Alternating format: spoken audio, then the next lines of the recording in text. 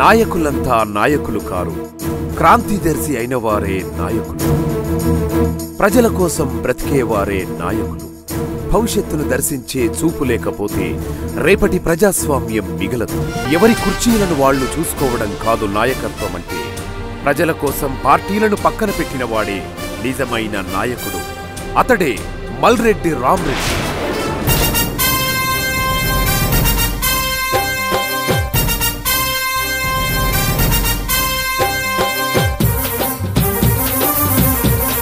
ప్రజా పోరాటాలకు, వర్ణ సమానతలకు సంకేతం మల్రెడ్డి రామ్రెడ్డి.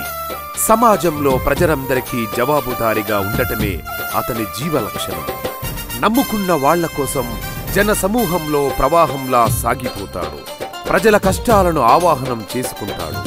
తొర్రూర్ గ్రామస్థుడైన మల్రెడ్డి రామ్రెడ్డి క్రింది స్థాయి సామాన్య కార్యకర్తగా తన రాజకీయ ప్రస్థానాన్ని ప్రారంభించి హయత్ నగర్ మండలాధ్యక్షుడిగా ఎదిగాడు. నేడు ఇబ్రహీంపట్నం నుండి స్వతంత్ర అభ్యర్థిగా పోటీ చేస్తున్నాడు. రామరాజ్యము తెస్తాడు మన అన్న రామన్న, అన్న మాట సాధిస్తాడు మన అన్న రామన్న. రామరాజ్యము తెస్తాడు మన అన్న రామన్న, అన్న మాట సాధిస్తాడు మన అన్న రామన్న.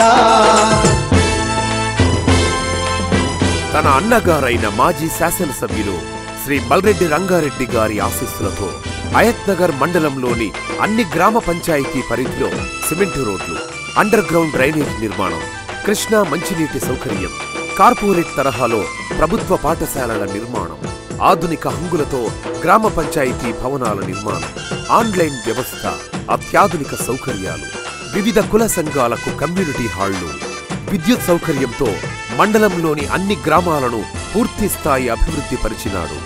గ్రామాలలో వృద్ధాప్య, వితంతువు, వికలాంగుల పింఛన్లను అందించాడు. మల్రెడ్డి రామ్రెడ్డి చేసిన అమోఘమైన ఈ సేవలు ఇప్పటికీ ఆ ప్రాంత ప్రజల గుండెల్లో సుస్థిరంగా ఉన్నాయి.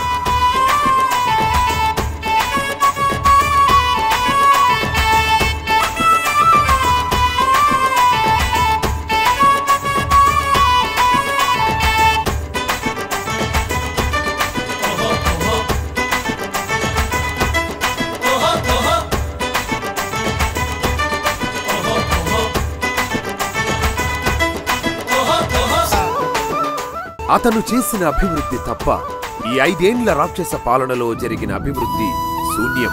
గ్రామాల్లోని సమస్యలు ఎక్కడివక్కడే ఉన్నాయి. మల్రెడ్డి రామ్రెడ్డి మండల పరిషత్ అధ్యక్షుడిగా ఉన్నప్పుడు ఎలాంటి అవినీతి అక్రమాలకు తావు లేకుండా రాగద్వేషాలకతీతంగా బడుగు బలహీన వర్గాల అభ్యున్నతికి కృషి చేశాడు.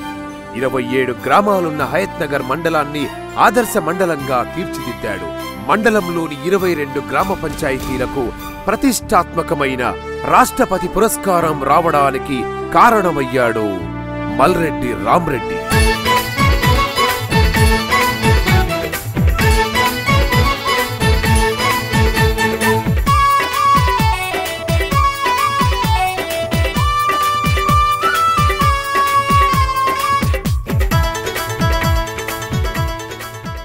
ఇబ్రహీంపట్నం హైదరాబాదుకు అతి సమీపంలో ఉన్న అభివృద్ధికి మాత్రం నోచుకోలేదు. ఇందుకు కారణం గతంలో ఇక్కడ పనిచేసిన ప్రజా ప్రతినిధులే. గత 5 సంవత్సరములలో మల్రెడ్డి రామ్రెడ్డి అధికారంలో లేకున్నా 125 కోట్ల రూపాయలను ప్రభుత్వంతో పోరాడి మంజూరు చేయించి ఇబ్రహీంపట్నం నియోజకవర్గ అభివృద్ధికి కృషి చేశాడు. ప్రజలకు ఎల్లవేళలా అందుబాటులో ఉంటూ ప్రజా సంక్షేమానికి కృషి చేశాడు శ్రీ మల్రెడ్డి రామ్రెడ్డి.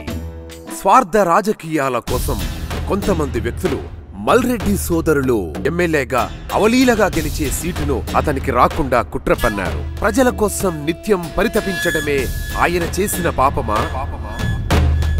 ప్రజా నాయకుడిగా ప్రజల కష్టాల్లో పాలు పంచుకోవటమే అతను చేసిన నేరమా? ఏమిటి అన్యాయం? నిజమైన ప్రజా సేవకులను ప్రజలకు దూరం చేయాలని చూడ్డం ప్రజాస్వామ్య విలువలను కాలరాయటమే.